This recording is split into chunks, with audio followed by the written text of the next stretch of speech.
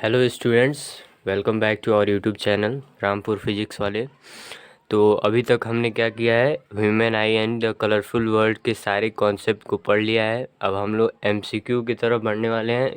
इस वीडियो में एमसीक्यू से रिलेटेड प्रॉब्लम हम लोग देखने वाले हैं। अगले वीडियो में हम लोग असर्शन रीजनिंग के क्वेश्चन को देखेंगे। फिर उसके अगले वीडियो में केस स्टडी से रिलेटेड जितनी भी बातें होनी हैं उसको हम लोग देखते हुए इस चैप्टर को एंड करने वाले हैं। तो इस वीडियो में क्या है, पहले तो हम लोग एमसीक्यू से रिलेटेड जो भी क्वेश्चन हमारे इम्पोर्टेंट हो सकते हैं बोर्ड के पॉइंट ऑफ व्यू से, तो वो हम लोग देखने वाले हैं। तो स्टार्ट करते हैं वीडियो। तो पहला क्वेश्चन जैसे दिया हुआ है देखेंगे हम लोग। पहला क्वेश्चन दिया हुआ है, a ray diagram of refraction through prism is shown, locate the angle of prism and angle of deviation respectively. मतलब ये हमारा कोई प्रिज्म दिया हुआ है। अब इसमें हमें ये बताना है कि हमें जो एंगल ऑफ प्रिज्म पता है और एंगल ऑफ डेविएशन जो हमें पता है इस प्रिज्म में, उसी को लोकेट करके हमारा जो आंसर होगा वही हमें यहाँ पे टिक करना है। तो हमें पता है कि अगर हमारा कोई प्रिज्म है, जैसे इस फिगर को भी हम लोग देखते रहेंगे। पहला क्वेश्चन, अगर हमें पता है कि अगर हमारा ये प्रिज्म है तो प्रिज्म में हमारे ये जो एंगल होता है उसको क्या बोलते हैं, एंगल ऑफ प्रिज्म। अच्छा, और एंगल ऑफ डेविएशन क्या होता है कि अगर यहाँ से हम लोग लाइट को पास कर रहे हैं तो क्या होगा, यहाँ पे डिस्पर्जन होगा, 7 कलर में डिस्ट्रीब्यूशन होता है। तो मान लीजिए सातों कलर अगर डिस्ट्रीब्यूट हो रहे हैं तो हमें पता है कि एंगल ऑफ डेविएशन क्या होता है। अगर ये लाइट अगर ये प्रिज्म के सरफेस पे अगर नहीं टकराती तो ये रे ऑफ लाइट ऐसे सीधा जाना चाहती, और अगर इस रे ऑफ लाइट को जो ये रेड होगा और सबसे लास्ट में विबग्योर जो बनता है फॉर्मेशन वो चाहिए, तो अगर इस रेड लाइट को अगर हम लोग पीछे बैकवर्ड प्रोड्यूस करके जो ये इंटरसेक्शन पॉइंट हो रहा है इंसिडेंट रे और ये इमर्जेंट रे के बीच में जो ये एंगल क्रिएट हो रहा है, इसी को हम लोग को पता है कि एंगल ऑफ डेविएशन डी से डिनोट करते हैं। तो ये हमारा एंगल ऑफ प्रिज्म हुआ और ये हमारा एंगल ऑफ डेविएशन हुआ। तो अब हम लोग इस फिगर के मदद से देखने वाले हैं कि हमारा कौन सा जो इसमें न्यूमेरिकल वैल्यू दिया हुआ है वो कौन सा हमारा एंगल ऑफ प्रिज्म है और कौन सा एंगल ऑफ डेविएशन है। तो ये हमारा ट्रायंगल हुआ, ये हमारा प्रिज्म है। तो यहाँ पे जो एंगल का फॉर्मेशन होता है वो एंगल ऑफ प्रिज्म। तो यहाँ पे एंगल क्या दिया हुआ है, 1 दिया हुआ है, तो ये हमारा एंगल ऑफ प्रिज्म हो गया। अच्छा, अब एंगल ऑफ डेविएशन क्या चाहिए, ये जो रे ऑफ लाइट सीधे जाना चाहती थी और इसमें से किसी भी एक लाइन को अगर बैकवर्ड प्रोड्यूस करें तो इन दोनों के बीच का एंगल को एंगल ऑफ डेविएशन बोलेंगे। तो अगर एंगल ऑफ डेविएशन हम लोग देखना चाहिए, ये हमारी इंसिडेंट रे ऐसे जाना चाहती है और ये इमर्जेंट रे ये पीछे प्रोड्यूस करने पे जो एंगल क्रिएट हो रहा है यहाँ पे 9 लिखा हुआ है। तो ये जो हमारा एंगल होगा वो क्या होगा, वो एंगल ऑफ डेविएशन होगा। तो यहाँ हमारा आंसर क्या हो जाएगा, 1,9। तो पहले ऑप्शन में 9,1, बी ऑप्शन में 1,9, तो ये हमारा आंसर सही हो जाएगा। तो ऐसे ही क्वेश्चन को आराम से क्वेश्चन पढ़ेंगे और क्वेश्चन को सॉल्व करने की कोशिश करेंगे। सेकंड क्वेश्चन, आप लोग अपने तरफ से भी क्वेश्चन को वीडियो पॉज करके भी कर सकते हैं क्वेश्चन को सॉल्व, अगर क्वेश्चन प्रैक्टिस चाहिए। तो ये जो 20 MCQ हैं ये बहुत ही इंपॉर्टेंट हैं, तो अगर आप लोग आराम से करना चाहें ध्यान से तो कर सकते हैं। तो बढ़ते हैं नेक्स्ट क्वेश्चन पे। सेकंड क्वेश्चन दिया हुआ है, a prism ABC with BC as base. ध्यान देना है, BC हमारा क्या है, बेस है। अगर ABC हमारा कोई प्रिज्म होगा, ABC हमारा प्रिज्म है, देखिए ये सारे प्रिज्म क्या है, ABC दिए हुए हैं। अब BC हमारा बेस है तो इसकी बातें बाद में होंगी। Is placed in different orientation मतलब डिफरेंट डायरेक्शन में रखा हुआ है या फिर एंगल पे रखा हुआ है। जैसे ये प्रिज्म हमारा क्या है, BC बेस जो है वो अगर हम लोग ऐसे हॉरिजॉन्टल लाइन पे देखें तो क्या हुआ, ये BC बेस क्या है, हॉरिजॉन्टल लाइन पे है। लेकिन यहाँ पे क्या है, यहाँ पे उल्टा कर दिया गया है इसी प्रिज्म को, तो यहाँ पे हो गया है। फिर ये थोड़ा सा और टिल्ट कर दिया गया है दूसरे एंगल पे, फिर ये जो है ये इस साइड के एंगल पे टिल्ट कर दिया गया है। तो हमें क्या देखना है कि a narrow beam of white light is incident on the prism as shown in figure.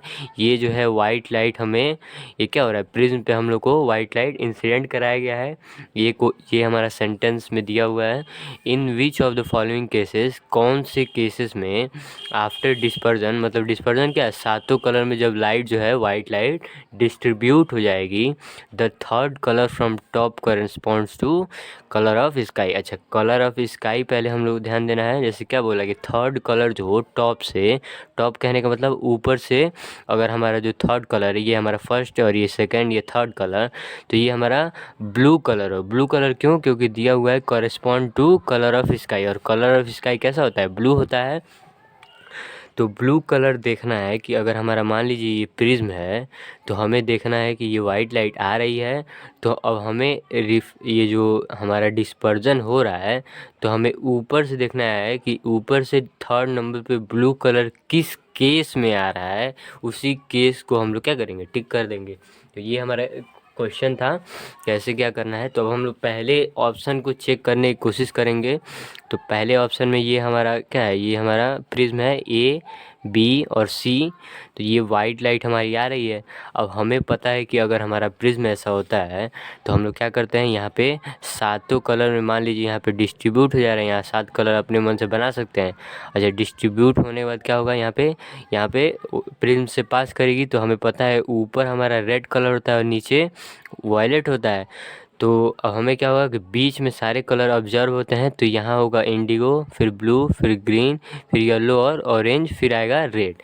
तो अगर ऊपर से हम लोग, जैसे क्या हो रहा है, नीचे से ऐसे बढ़ रहा है, विबग्योर का फॉर्मेशन हो रहा है। अब हमें ये देखना है कि the third colour from top correspond to blue colour. इसको ब्लू कलर समझ सकते हैं। तो थर्ड कलर देखिए ब्लू है कि नहीं? ये फर्स्ट हो गया, ये सेकेंड, ये थर्ड।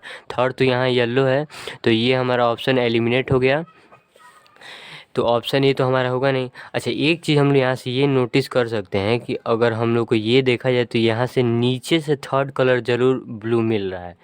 इसका मतलब ये है कि अगर इस प्रिज्म को अगर हम लोग उल्टा कर दें, तो प्रिज्म को उल्टा करेंगे तो ये वी ऊपर चला जाएगा, फिर उसके नीचे इंडिगो आ जाएगा, फिर ब्लू उसके नीचे आ जाएगा। तो थर्ड कलर ब्लू तभी मिलेगा जब इस प्रिज्म को हम लोग उल्टा कर दें।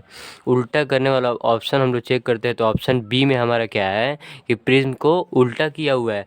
अच्छा, यहाँ पे अब हम लोग देखेंगे, तो देखिए ऑप्शन बी अब चेक करते हैं। तो ऑप्शन बी में देखिए हमारा प्रिज्म है, ये ए है, ये बी और ये सी। तो हमें तो ये पता है बी सी हमारा बेस दिया हुआ है यहाँ क्वेश्चन में। तो बी सी हमारा बेस, ऐसे हम लोग देख सकते हैं। अच्छा, अगर यहाँ से वाइट लाइट अगर इंसिडेंट कर रही है, तो होगा क्या कि रे ऑफ लाइट यहाँ से पास करेगी, रे ऑफ लाइट ऐसे पास करेगी। अच्छा, अब हमें पता है कि ये प्रिज्म जो है उल्टा दिया हुआ है। तो उल्टा दिया हुआ तो क्या होगा? कलर भी यहाँ पे उल्टा फॉर्मेशन होगा। तो जैसे होगा क्या कि जैसे उल्टा क्या समझना है कि अगर हम लोग इसी प्रिज्म को अगर उल्टा कर दें, तो ये वायलेट हमारा क्या हो जाएगा? ऊपर चला जाएगा। सिमिलरली यहाँ पे भी अगर वाइट लाइट आ रही है, उल्टा प्रिज्म है, तो यहाँ सबसे ऊपर क्या बनेगा? वायलेट बनेगा, फिर इंडिगो, फिर ब्लू, ग्रीन, येलो, ऑरेंज, और फिर लास्ट में क्या होगा? यहाँ पे ये रेड का फॉर्मेशन होगा। तो अगर ऊपर से थर्ड में हम लोग देखने की कोशिश करें, तो यहाँ पे ब्लू कलर तो आ गया है, और ब्लू कलर क्या है? कलर ऑफ स्काई है। तो ये हमारा ऑप्शन जो है बी, वो सही हो सकता है। तो इसको हम लोग रखते हैं। अब हम लोग सी ऑप्शन भी एक बार चेक कर लेते हैं। हमें पूरे कॉन्सेप्ट को भी ध्यान में रखना है। अच्छा, सी ऑप्शन देखें, हमारा कुछ ऐसा टिल्ट करके बना हुआ है, ए, सी और बी। तो अगर रे ऑफ लाइट हमारी क्या हो रही है, अगर हम लोग रे ऑफ लाइट एसी से लेकर आ रहे हैं, तो क्या होगा? यहाँ पे क्या होगा? डिस्पर्जन होगा। डिस्पर्जन होने से क्या हो जाएगा? यहाँ पे ये लाइट जो है बाहर आ जाएगी, इमर्ज हो जाएगी। अरे, तो हमें पता है, जैसे ये अगर हम लोग फिगर देखने की कोशिश करें, तो होगा क्या कि ऊपर क्या होगा? रेड होगा, नीचे वॉयलेट होगा। ये तो सिमिलर केस हो गया इसका। जैसे क्या है, ये प्रिज्म है ना, तो इसी को थोड़ा सा वो टिल्ट कर दिया इस साइड में। तो ये हमारा क्या होगा?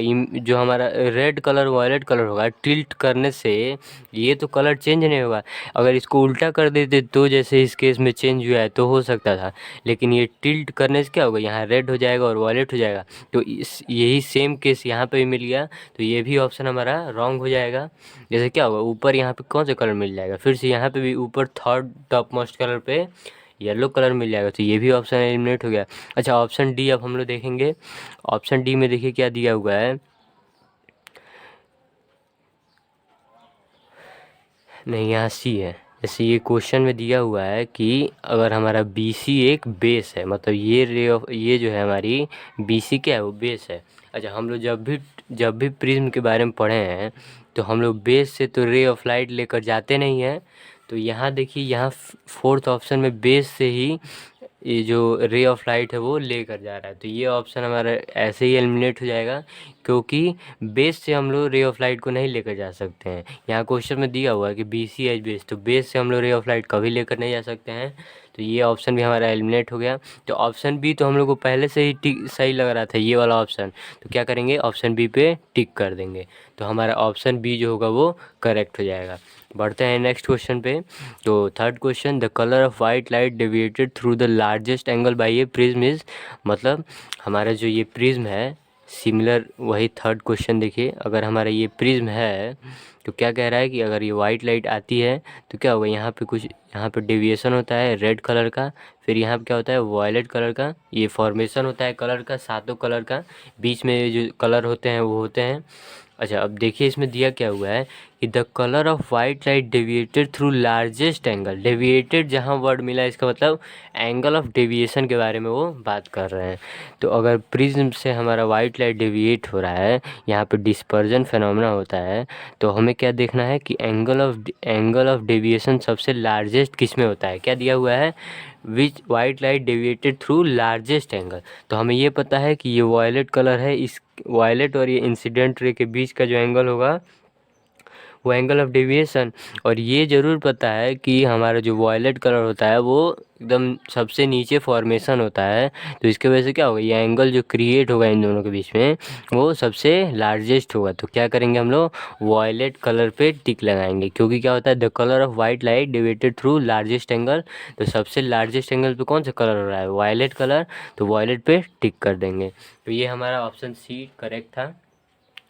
बढ़ते हैं नेक्स्ट क्वेश्चन पे। तो देखिए क्वेश्चन दिया हुआ है, विच of the following statements is correct regarding the propagation of light of different colours of white light in air. Air medium के बारे में बोल रहा है कि अगर वाइट लाइट हम लोग एयर मीडियम से पास करा रहे हैं तो किस कलर का जो है, मतलब कौन से कलर का जो सबसे तेज़ प्रोपगेशन होगा, यानी स्पीड जो होगा लाइट का, कौन से कलर का सबसे ज़्यादा होगा। और एयर के बारे में पूछ रहा है। तो एयर में हम लोग तो ये पढ़े हैं कि वाइट लाइट जो होती है, वाइट लाइट वो एयर में क्या होती है, सेम स्पीड से ट्रेवल करती है। अगर हमारा कोई प्रिज्म आ जाता है, मतलब दूसरा मीडियम आ जाता है, जैसे मीडियम आ जाता है तो क्या होगा, यहाँ डिस्पर्जन होगा, डिस्पर्जन होगा, या फिर रिफ्रैक्शन भी होता है, refraction through a prism by, हम लोग पढ़े हुए हैं रिफ्रैक्शन थ्रू ए प्रिज्म। तो ये क्या हो रहा है कि हमारा जो है, अगर वाइट लाइट एयर में प्रेजेंट है तब सारे जो कलर होंगे उनकी स्पीड सेम होगी, लेकिन जैसे ही यहाँ पे प्रिज्म आ जाएगा तो वहाँ पे जो केस है वो अलग हो जाएगा। तो यहाँ क्या होगा, white light all colours travel with same speed. तो ये हम लोग ऑप्शन चेक करेंगे। यहाँ देखिए लिया हुआ ऑप्शन है, रेड लाइट मूव्स फास्टर, तो ये स्टेटमेंट रॉन्ग है। Blue light moves faster than green light, ये भी स्टेटमेंट रॉन्ग है। All colours of white light move with same speed, यहाँ पे ये ऑप्शन हमारा दिया हुआ है। तो ऑप्शन सी हमारा यहाँ पे करेक्ट ऑप्शन हो जाएगा। बढ़ते हैं नेक्स्ट क्वेश्चन पे। Which of the phenomena of light are involve in formation of a rainbow. अच्छा, रेनबो फॉर्मेशन में हम लोग क्या करते हैं, वाटर ड्रॉपलेट लेते हैं।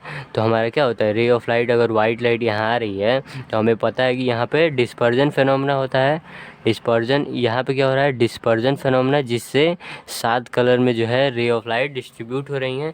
अच्छा, अब यहाँ पे पता है कि टोटल इंटरनल रिफ्लेक्शन होता है यहाँ पे TIR। तो ये दो हमारे क्या हो गए, दो यहाँ पे फॉर्मेशन यानी दो फेनोमेना ऑब्जर्व कर लिया गया। अच्छा, रे ऑफ लाइट जब यहाँ से पास करती है तो क्या होता है, यहाँ पे रिफ्रैक्शन फेनोमेना होता है। तो हमें पता है कि 3 फेनोमेना ये हमको रेनबो फॉर्मेशन में ऑब्जर्व होते हैं। अब हम लोग ऑप्शन देखेंगे कौन सा ऑप्शन सही है। तो रिफ्लेक्शन तो कहीं नहीं होता है। यहाँ देखिए रिफ्लेक्शन दिया हुआ है, जैसे टोटल इंटरनल होता है, टोटल इंटरनल रिफ्लेक्शन, लेकिन केवल रिफ्लेक्शन दिया हुआ है, तो ये स्टेटमेंट रॉन्ग है। तो ये पहला ऑप्शन रॉन्ग हो गया। अच्छा, refraction, dispersion and outer reflection नहीं होता है, ये इनर या फिर इंटरनल रिफ्लेक्शन होता है। अच्छा, ऑप्शन सी देखेंगे, रिफ्रैक्शन होता है, ठीक है, डिस्पर्जन भी होता है, टोटल इंटरनल रिफ्लेक्शन भी होता है। ये यानी क्या हो गया, ये ऑप्शन सी हमारे यहाँ पर भी करेक्ट हो गया। फोर्थ ऑप्शन में एक बार देख लीजिए, डिस्पर्जन है, स्कैटरिंग तो हमारा होता नहीं है, तो ये हमारा ऑप्शन एलिमिनेट हो गया, तो ऑप्शन सी हमारा जो है करेक्ट ऑप्शन हो गया। तो ये बातें थी, इससे ऑप्शन सी क्यों हुआ, refraction, dispersion and total internal reflection की वजह से। अच्छा, अब हमारा क्वेश्चन नंबर 6 देखते हैं। The colour of headlight suitable for vehicle in foggy weather is, मतलब जो हमारा जो जैसे बाइक होता है, बाइक में जो हेडलाइट होता है उसका कलर कौन सा कलर होता है फॉगी वेदर में, जो होगा कौन से कलर का होता है। हमें पता है कि जो कार हो या फिर बाइक हो, उसमें जो हेडलाइट होता है वो येलो कलर का होता है। अच्छा, अब ये हम लोग समझना चाहते हैं कि हम लोग को पता है रेड लाइट तो लीस्ट डेविएट होती है, मतलब स्कैटरिंग जो है उसका कम होता है। तो अगर हम लोग रेड लाइट का यूज करते तो हम लोग को ज़्यादा फ़ायदा होता है। येलो कलर का यूज क्यों कर रहे हैं जब इसका जो है स्कैटरिंग जो है रेड लाइट से ज़्यादा होता है। लेकिन ये यहाँ पे एक कॉन्सेप्ट हमें याद करने की ज़रूरत है कि इस येलो कलर क्या होता है, सबसे ज़्यादा सेंसिटिव होता है। सेंसिटिव कहने का मतलब अगर अगर भीड़ भाड़ वाले इलाके में अगर येलो कलर का कोई ऑब्जेक्ट हमें दिख रहा है, और भी दूसरे कलर के भी ऑब्जेक्ट अगर हमें दिख रहे हैं, रेड हो, वायलेट हो, इंडिगो, ब्लू, ये सारे कलर हों और येलो भी हो, तो हमें सबसे ज़्यादा दिखने वाला कलर कौन सा होगा, येलो कलर होगा। येलो कलर सबसे ज़्यादा दिखने वाला कलर होता है। जैसे बस का कलर येलो क्यों होता है, सिमिलर यहीं पे वही केस है। येलो कलर क्या होता है, सबसे ज़्यादा सेंसिटिव होता है। मतलब अगर हमारे पास भीड़ भाड़ वाले इलाके में अगर सारे कलर के जो हमारे वो ऑब्जेक्ट हैं अगर, तो क्या होगा, येलो कलर सबसे ज़्यादा सेंसिटिव होगा। तो बस का कलर भी येलो होता है, सिमिलर यहाँ पे भी वही केस है। तो हमारा कौन सा कलर हो जाएगा, the colour of headlight suitable for vehicle in foggy weather, तो ऑप्शन ए हमारा येलो कलर का हमारा होगा। ठीक है, 7th question, the splitting of white light into 7 constituent colours is called. अच्छा, वाइट लाइट को अगर 7 कलर में हम लोग डिस्ट्रीब्यूट कर दे रहे हैं तो कौन सा फेनोमेना होता है, वो हमें पता है डिस्पर्जन फेनोमेना होता है। ये भी क्वेश्चन बहुत इंपॉर्टेंट है, इसको ध्यान में रखेंगे। अब हम लोग बढ़ते हैं नेक्स्ट क्वेश्चन पे, क्वेश्चन नंबर 8। तो देखिए क्वेश्चन नंबर 8 क्या दिया हुआ है, any light that gives spectrum similar to that of a sunlight is often refer to as a. तो अब ये बताना है कि कोई भी अगर लाइट है, जैसे सनलाइट अगर हमारा है, सनलाइट से कैसी लाइट आती हैं, सन से वाइट लाइट आती हैं, वाइट लाइट। अब हमें ये कह रहा है कि अगर कोई भी लाइट है अगर स्पेक्ट्रम फॉर्म कर रहा है, स्पेक्ट्रम कहने का मतलब हमें पता है कि विबग्योर का जो फॉर्मेशन होता है, विबग्योर का, अगर हम लोग एक स्क्रीन पे हम लोग अगर विबग्योर के फॉर्मेशन को देखते हैं तो उस स्क्रीन को क्या कहते हैं, स्पेक्ट्रम कहते हैं। अब उसी स्पेक्ट्रम को अगर हम लोग मतलब दूसरे सोर्स से भी अगर वो स्पेक्ट्रम हम लोग को अगर जैसे मतलब कहने का मतलब ये है कि अगर दूसरे जगह से भी हम लोग विबग्योर का कलर का फॉर्मेशन हो जा रहा है स्पेक्ट्रम का, तो ये विबग्योर का फॉर्मेशन कहाँ से हुआ होगा, वाइट लाइट हुआ होगा। अब ज़रूरी नहीं है कि सन से ही जो रे ऑफ लाइट आ रही हैं तो वो हमारी वाइट लाइट है। जैसे हमारे घर में जो एलईडी बल्ब है वो भी क्या है, वाइट लाइट है। अब उसके सामने भी अगर हम लोग प्रिज्म रखते हैं तो क्या होगा, हमारा वहाँ पर भी 7 कलर में डिस्ट्रीब्यूशन होता हुआ दिखेगा। तो वाइट लाइट, तो हम लोग एलईडी बल्ब को क्या ट्रीट कर सकते हैं, वाइट लाइट, क्योंकि वो भी सातों कलर के फॉर्मेशन से ही वाइट लाइट का फॉर्मेशन हुआ है। तो यहाँ पे क्वेश्चन में क्या हम लोग ऑप्शन टिक कर सकते हैं, any light that gives spectrum similar to sunlight, मतलब अगर सनलाइट की तरह स्पेक्ट्रम का फॉर्मेशन कर रहा है विबग्योर का, तो सनलाइट से वाइट लाइट आ रही है, तो अगर जो लाइट का फॉर्मेशन कर रहा है विबग्योर उसको भी हम लोग वाइट लाइट बोल सकते हैं। तो हम लोग ऑप्शन यहाँ पे ए ऑप्शन टिक कर सकते हैं कि वाइट लाइट का फॉर्मेशन यहाँ पे, मतलब वाइट लाइट को उस सोर्स को क्या समझ सकते हैं, वाइट लाइट का सोर्स समझ सकते हैं। तो ये ऑप्शन हमारा ये सही हो जाएगा। अच्छा, अब देखते हैं, it is observe that danger signal lights are red in colour because red light is. अब देखिए यहाँ फिलअप जैसे फिल करना है, स्कैटर्ड बाई फॉग और स्मोक, वही डेंजर सिग्नल वाला क्वेश्चन दिया हुआ है कि अगर हमारा बोर्ड लगा हुआ रहता है, डेंजर साइन लिखा होता है, तो हम लोग रेड कलर को यूज करते हैं, क्योंकि हमें पता है कि रेड कलर की जो स्कैटरिंग होती है वो सबसे लीस्ट होती है, सबसे लीस्ट हमारी स्कैटरिंग होती है। तो ये वही लगाना है कि लीस्ट होगा कि मोर होगा कि नॉट या फिर नॉन ऑफ दी। तो हमें पता है कि सबसे लीस्ट स्कैटरिंग होगी, जिससे रे ऑफ लाइट जो है ये रेड लाइट वो ज़्यादा डिस्टेंस तक ट्रेवल करेगी, तो हमें जो डेंजर साइन है वो पहले ही दिख जाएगा। तो ये केसेस हैं। अच्छा, question 10, at noon the sun appears white as. अच्छा, एट नून, नून का मतलब क्या है कि आफ्टरनून, जो हम लोग दोपहर के समय को कहते हैं, वही यहाँ पे नून लिखा हुआ है।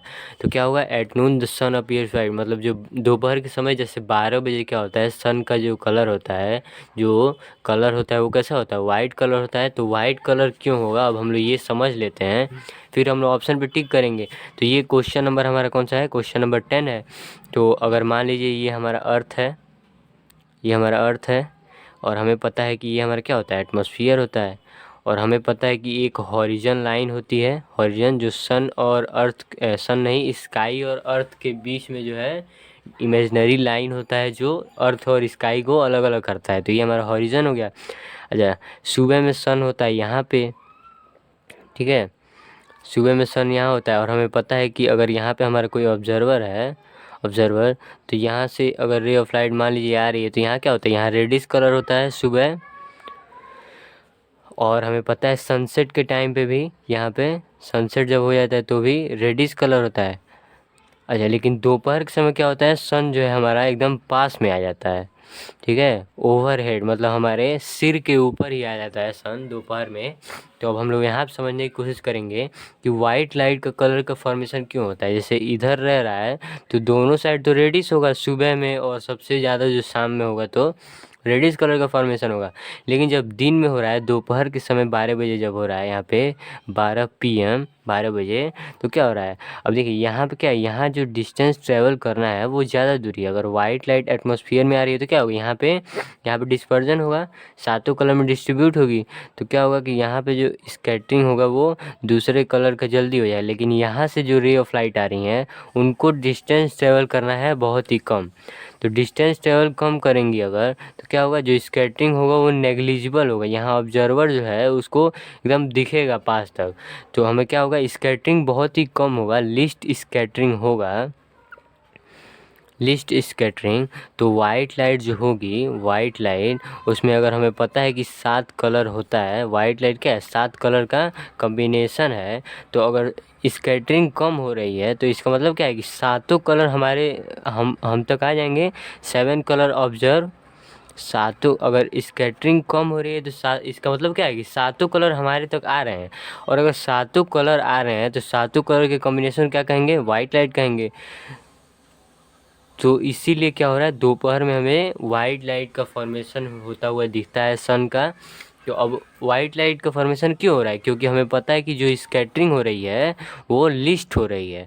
तो हम लोग ऑप्शन में देखने वाले हैं, क्या ऑप्शन दिया हुआ है, लाइट इज लिस्ट स्कैटर, ठीक है, पहला ऑप्शन तो हमारा करेक्ट हो सकता है। All colours of light are scattered away, नहीं, स्कैटर्ड अवे अगर हो जाती हैं तो हमें कैसा फॉर्मेशन दिखता है, अगर सारे कलर स्कैटर्ड हो जाते हैं तो हमें डार्क कलर दिखता है। जब कोई कलर ऑब्जर्व नहीं होता है इस यूनिवर्स में, तो वो डार्क कलर का फॉर्मेशन होता है, ये पूरी तरह से ध्यान रखेंगे। अच्छा, blue colour is most scattered, ये भी कोई मतलब नहीं है इसका, ऑप्शन डी तो नन दिया हुआ है। तो देखिए हमने क्या पढ़ा हो कि लाइट जो है वो लिस्ट स्कैटर्ड होती है। तो यहाँ पे लाइट इज लिस्ट स्कैटर्ड, हमारा ऑप्शन ए दिया हुआ है, तो ऑप्शन ए करेक्ट हो जाएगा। तो ये बातें इस क्वेश्चन से समझने वाली थी, कुछ कॉन्सेप्ट थे। अब हम लोग समझते हैं the clear sky appears blue. अच्छा, हमें पता है कि जो स्काई जो होता है, स्काई का कलर वो ब्लू क्यों होता है, क्योंकि हम लोग को पता है जो विबग्योर का फॉर्मेशन होता है, विबग्योर, उसमें वायलेट और इंडिगो क्या होता है, स्कैटर्ड हो जाते हैं। वायलेट और इंडिगो से रिलेटेड हम लोग कॉन्सेप्ट को नहीं पढ़ते हैं, क्योंकि इनकी जो वेवलेंथ होती है वो बहुत छोटी होती है और ये बहुत जल्दी ही स्कैटर्ड हो जाते हैं, इसीलिए इनके बारे में नहीं पढ़ते हैं। तो ब्लू कलर क्या होगा, स्काई में स्कैटर्ड हो जाएगा, और स्कैटर्ड होने की वजह से कलर जो है स्काई का वो ब्लू दिखेगा। तो हम लोग देखेंगे कहाँ लिखा हुआ है कि blue colour is more scattered, ये चीज़ें हम लोग समझने की कोशिश करेंगे। तो देखिए वो यहाँ देखिए, blue light gets absorb in the atmosphere, ये रॉन्ग स्टेटमेंट है। हमारा ब्लू लाइट अगर एब्जॉर्ब हो जाएगा तो दिखेगा क्या, कुछ नहीं दिखेगा।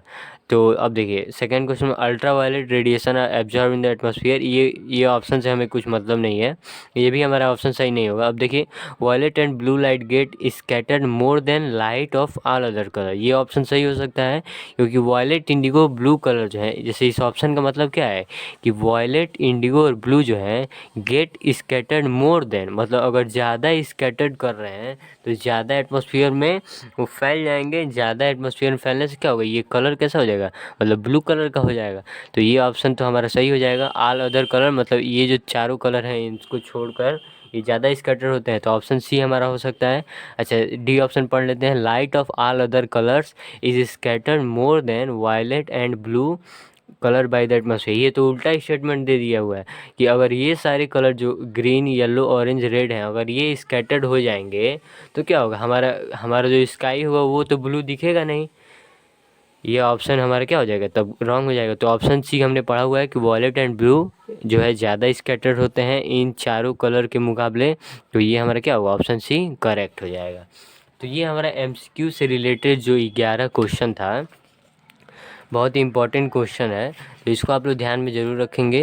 अब हम लोग क्या है कि हम लोग जो फेनोमेना पढ़े हैं, अब हम लोग उसके फेनोमेना के रीजन डायरेक्ट लिखने वाले हैं।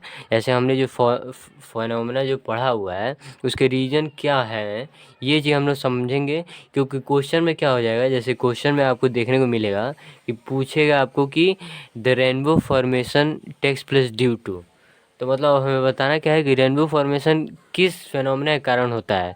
जैसे twinkling of star phenomena happens due to, तो ये हमारा क्या है, क्वेश्चन बन रहा है। तो इसी क्वेश्चन को हम लोग क्या किए हैं, हम लोग यहाँ पे लिखे हुए हैं। तो क्या करेंगे, अब हम लोग रीजन को लिखेंगे।